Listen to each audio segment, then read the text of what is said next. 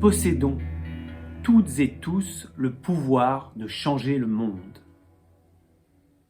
Certes, il ne s'agit pas ici de transformer d'un coup de baguette magique tout ce qui nous déplairait dans le collectif, mais peut-être bien plus simplement de réapprendre, pas à pas, du mieux possible, à nous occuper de la parcelle d'humanité qui nous a été confiée. Dans Révolution, je partage mes réflexions, j'offre des outils pratiques pour aller dans ce sens. Cela peut paraître fou, mais peut-être pour nous aider, rappelons-nous de cette petite histoire. C'est un vieux qui part avec sa petite cuillère pour déplacer la montagne qui cache le soleil au petit matin. Et tous les villageois lui disent « Mais où vas-tu, vieux fou, avec ta petite cuillère? Tu crois que tu vas changer les choses ?» Et le vieux de les regarder en leur disant « Au moins, quelqu'un aura commencé. »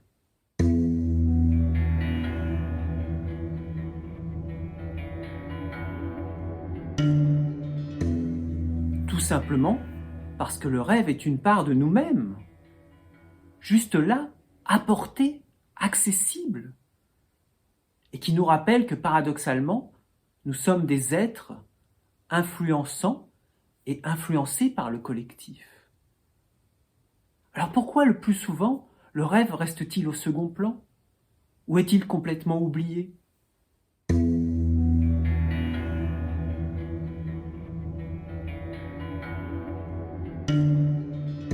Dans le livre, j'évoque poétiquement deux polarités qui nous constituent. D'un côté, l'homme du jour, concret, pragmatique, rationnel. Et de l'autre, son pendant, la femme de la nuit, plus mystérieuse, intuitive. Vous l'aurez compris, elle symbolise notre part de rêve. La dissociation de ces deux personnages est à l'origine de la plupart de nos problèmes, de nos maux et de nos plus grandes souffrances. La voix de l'homme entier, c'est simplement une proposition pour nous permettre, pas à pas, de réapprendre à faire danser amoureusement ces deux personnages, afin qu'ils nous reconduisent à l'unité.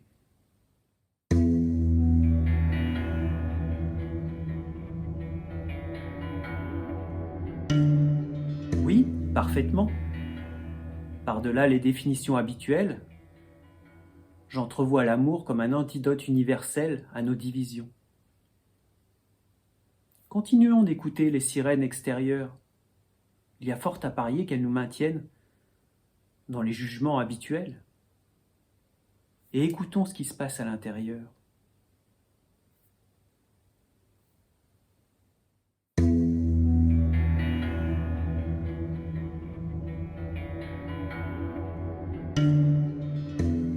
Bien que le rêve soit à la source de toute créativité, sans action concrète manifestée, rien ne changera dans le monde. Une toile blanche, malgré l'infinité de ses potentiels, si elle ne rencontre pas les couleurs et les pinceaux d'un peintre amoureux, ne deviendra jamais une œuvre.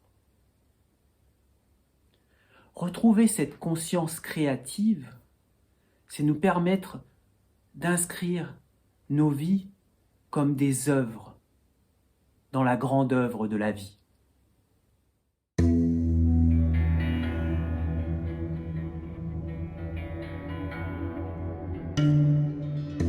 Révolution est disponible dans toutes les bonnes librairies, et mieux encore, directement via mon site internet.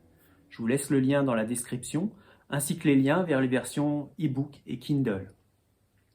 Je vous remercie chaleureusement pour votre attention. N'hésitez pas, si cette vidéo vous a plu, à la partager ou à lâcher un pouce bleu, ça fait toujours plaisir.